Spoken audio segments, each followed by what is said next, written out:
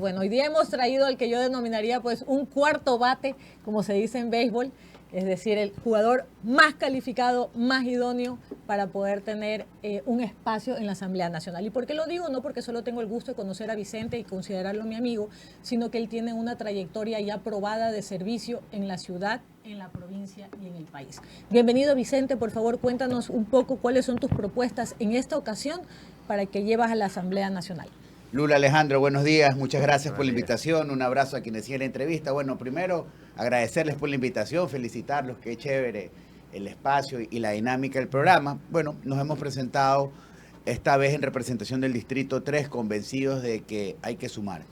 Vivimos momentos complicados, la crisis de inseguridad, la falta de empleo, lleva a que quienes tenemos la experiencia, la formación en el mundo público y que conocemos la dinámica de la Asamblea, nos postulemos para, dentro de una línea de trabajo que busca aportar en las dos principales preocupaciones de los guayaquileños, podamos ganar un espacio, ahora haciendo lo que nos corresponde en una campaña y lo que hemos hecho siempre, caminar Guayaquil, escuchar a los ciudadanos, contarles a dónde vamos a ir en estas dos grandes líneas y definitivamente esperando no solo que nos acompañe un buen resultado electoral como partido político, sino como país. No hay tiempo que perder y la improvisación, la falta de experiencia nos ha pasado y nos está pasando una factura muy alta.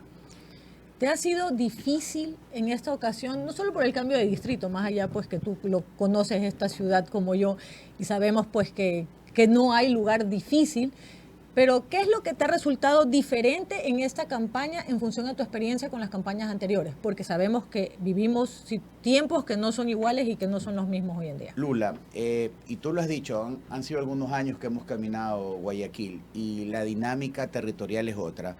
Hay mucho miedo y sobre todo en este distrito, ¿no? Urdesa, Miraflores, Alborada, Samanes, Garzota, Sauces. Es triste ver cómo una zona comercial está prácticamente liquidada, cerrada, trabajando a medias y la gente tiene miedo. Y hay mucho también escepticismo en función de todo esto que está pasando. Como se dice en política, la calle está fría aún. La gente está tratando de sobrevivir, literal, de ver cómo resuelve su problema y no están enganchados aún con el modo político. Y eso sin duda alguna complica un poco, pero definitivamente esa es la radiografía del país que estamos viviendo.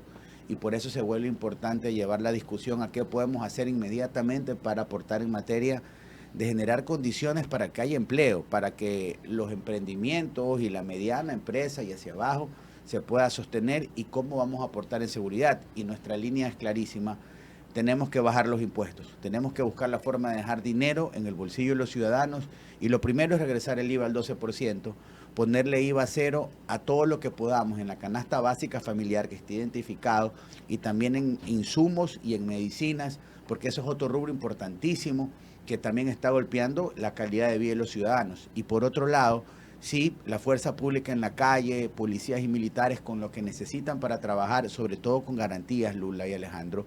Pero un tema importante, si no le marcamos el paso de verdad a jueces y fiscales, la justicia, que hoy es una puerta giratoria, va a seguir complicando y lanzando a la basura el trabajo de la policía. Veíamos esta semana cómo iniciamos el día lunes en Durán, con 40 detenidos y el otro día se fueron 40 a la casa porque el fiscal no acusó. Entonces, esa es la radiografía de lo que está viviendo la justicia del país. Y tenemos que hacer dos cosas que se pueden hacer. Primero, hay que hacer una evaluación de procedimiento, de conducta y de productividad. Y sacar a todo aquel, que es imposible que tú tengas un juez o un fiscal que tienen 50, 60, más de 100 quejas y no ha pasado absolutamente nada. Y luego nos quejamos de qué pasa en la justicia. Sí, hay que darles garantías y no todos están corruptos, pero definitivamente ese es un tema importantísimo y te lo digo como abogado y la experiencia nos lleva a que ese es un punto en el que tenemos que corregir. Y lo segundo, una vez que esto es como una guerra, cuando una guerra termina, tú levantas tus heridos, entierras a tus muertos y cuando termine la elección tenemos que sentarnos todos, indistintamente de cómo quede la conformación de la Asamblea y cómo, o quien resulte presidente o presidente de la República, y establecer una agenda país clarísima con los temas puntuales. Las diferencias políticas siguen existiendo y tienen que existir, las conceptuales, las ideológicas tienen que existir, pero si no hacemos eso, no vamos a ponerle al menos un detente a toda esta situación complicada que hoy estamos viviendo. Así es. Una consulta aterrizada más aterrizándolo a la ciudad y al distrito. ¿Qué tú piensas que es lo que más bueno, aparte del tema de los negocios, que es cierto, ¿no? Han salido reportajes donde en Sauces están cerrando hasta 60 negocios en una cuadra, que es una locura estar viviendo esto. Parece de película de terror, parece Batman esta vaina. Pero ¿cómo tú podrías ver que en Guayaquil, en este distrito, qué es lo que, otras carencias que te hayan dicho los ciudadanos, aparte del tema de seguridad? A ver, Guayaquil como ciudad está enfrentando algunas problemáticas. Definitivamente hay que corregir el rumbo en varias cosas. Primero, en el orden. Y cuando me refiero al orden, me refiero a qué es lo que estás haciendo como ciudad en materia de movilidad. El ejemplo del día de hoy, una lluvia y tú tienes una ciudad absolutamente colapsada. Tienes deficiencia de presencia de la autoridad de tránsito en la calle. Tienes problemas con semáforos, tienes problemas con señalización y definitivamente tenemos que ir a pensar inclusive en vías importantes como en Daule, como en la entrada y salida de la vía de la costa, que es único camino, en poner horarios tal vez de 5 de la mañana a 9 de la mañana de restricción, por lo menos de carga pesada de trailers, para que el que entra y sale a trabajar igual de 5 de la tarde a 8 de la noche, entre y salga sin complicación, que ese crecimiento urbanístico y ese crecimiento comercial sea ordenado, del acompañamiento de las soluciones de movilidad, porque hoy el moverte es tiempo, Alejandro. Sí, sí. Y se vuelve una complicación, y en una ciudad peligrosa, atorada en un tráfico, te puede pasar cualquier cosa. Segundo, hay que recuperar el espacio público. Yo lo vengo diciendo hace mucho tiempo. Un municipio tiene que aportar en la solución del orden y de la seguridad, haciéndolo elemental. Guayaquil tiene que volver a sus competencias. Esta ciudad necesita, como en el fútbol, pisa la pelota, levanta la cabeza y pon orden, ¿cierto?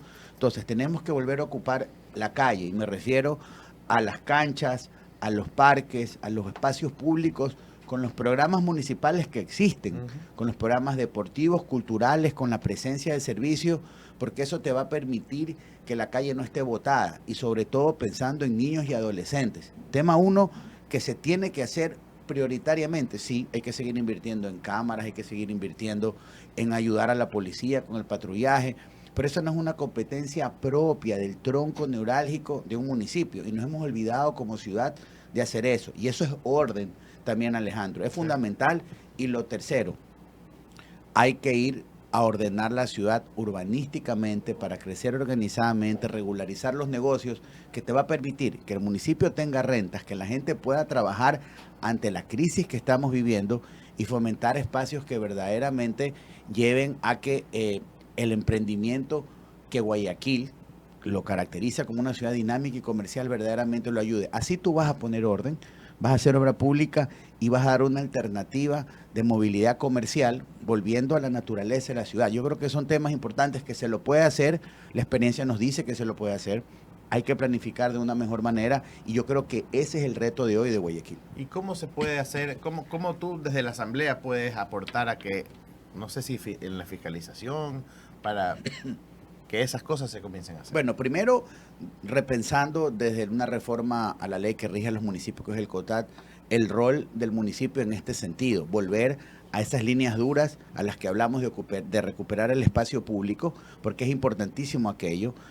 Segundo, mejorando la disposición de la calidad del gasto. Obligatoriamente, hoy, por ejemplo, hay una reforma en curso cuando regresemos después de las elecciones, que busca que obligatoriamente todos los municipios y prefecturas inviertan un 10% de su presupuesto en seguridad. Está bien, pero tú tienes que hacer una mejor disposición para las cosas que estamos hablando. ¿Cómo vas a ocupar verdaderamente el espacio público? ¿Cómo vas a destinar infraestructura para conectividad y para emprendimiento? Es necesario repensar el rol de los municipios en el Ecuador que hoy vivimos. Así como todo el mundo habla de endurecer penas, todo el mundo habla, yo mismo de hecho he hecho una propuesta para que la legítima defensa sea tal. El típico ejemplo, Alejandro, mañana te apuntan en un semáforo y tú, el solo huir con tu carro y lo arrollas, tú terminas preso. Está en curso un tema puntual, ok. Así como se hacen reformas en ese sentido, tenemos que reformar y repensar el rol de los municipios en función de que el dinero alcance y que los desafíos que hoy tenemos como ciudad puedan estar acompañados de lo que la ley te permite, para que mañana la excusa sea, no puedo hacer eso porque me va a glosar la Contraloría.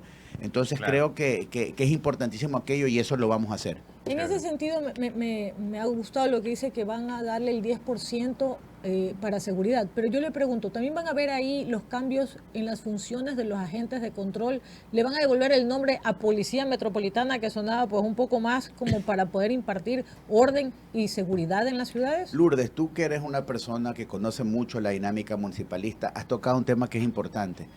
Tenemos que verdaderamente cambiarle el rol al agente metropolitano, que dejó de llamarse, que le cambies el uniforme, pero el problema sigue siendo que hoy tienes que sumar ese talento humano a la solución en materia de seguridad y a la solución de a la vez poner orden en la calle, en la vía pública, que es una competencia clarísima de un municipio.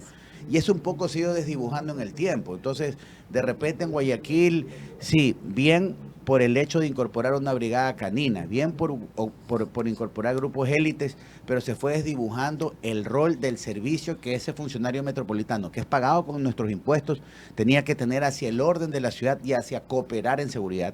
Yo coincido absolutamente contigo y eso tiene que venir de la mano. A eso yo me refiero cuando digo que hay que repensar el rol de los municipios. Claro está, esto no es un tema tal vez muy popular, pero Guayaquil hoy lo necesita. Y quienes entendemos de verdad la dinámica municipal, quienes nos hemos preparado y hemos podido hacer una hoja de vida y desde la concejalía, desde un espacio administrativo, como yo empecé en el municipio de Guayaquil, nos lleva a entender que eso es lo que tenemos que hacer hoy. Porque cuando se acabe esta elección de asamblea el 9 de febrero y de presidente en abril, todo el mundo va a empezar a pensar en una seccional y cada vez van a ser más evidentes los problemas. Y lamentablemente Guayaquil está siendo víctima de una pelea entre el gobierno central y la administración local en la que solo los ciudadanos vamos a ser los perjudicados. Quitan competencias por aquí, acusaciones por allá, falta de dinero por acá. Y cuando tenemos que volver a la dinámica del trabajo conjunto, porque las diferencias políticas pueden seguir existiendo, Alejandro y Lourdes, pero los ciudadanos no pueden estar lesionados por la falta de madurez de las autoridades. Es como con un matrimonio pelean delante de los hijos. Los hijos no tienen nada que ver. Tal cual. Estamos pagando los platos rotos los demás por la pelea de estos manos. Mira, una ciudad que necesita orden, que necesita luz, una ciudad que necesita movilidad, sectores urbanos marginales que necesitan que llegue la reconformación de vías porque eso es calidad de vida, recuperar los parques. Mira, y sí, sin duda, y no es una crítica a la administración local que creo que ha hecho lo que puede, pero definitivamente hay que sumar a la solución a la sociedad civil. Esta ciudad creció porque todos hicimos una minga desde el 92 por recuperar a Guayaquil, de ese Guayaquil de la basura, de la inundación, tuvo orden y yo creo que hay que volver a esa dinámica y sobre todo hacer lo que podamos hacer para recuperar nuestra esencia comercial, cuidar a la gente para que la gente trabaje, porque al final en la calle lo que la gente te dice, yo quiero poder trabajar, quiero no solo tener una oportunidad, quiero tener las garantías para trabajar. Para papear. Para papear, así es. Bueno, mi doc, su mensaje a los ciudadanos de su distrito. ¿Por qué tenemos que votar por Vicente Tayano? Bueno, primero agradecerles a ustedes por el espacio y decirles que hoy no hay tiempo que perder y que los ciudadanos también somos parte de la solución escogiendo a capacidad, a experiencia, y eso es lo que representa la lista de las 6 aliados en el Distrito 3 que tengo el desafío de liderar, poner a disposición soluciones clarísimas en materia de orden, en materia de seguridad y fundamentalmente en generar condiciones para que haya trabajo. Vamos a bajar los impuestos, vamos a volver el IVA al 12% y vamos a generar incentivos para eso, no solo para que quede dinero en el bolsillo, sino para que el Ecuador vuelva a ser un país atractivo, para dejar el dinero aquí y para soñar en que otros vengan a invertir acá y generar empleo. Muchísimas gracias por estar aquí y aceptar la invitación. A ustedes, muchísimas gracias y un fuerte abrazo. Y que no sea la primera. No, lo tendremos como asambleísta. Chévere, gracias Vicente.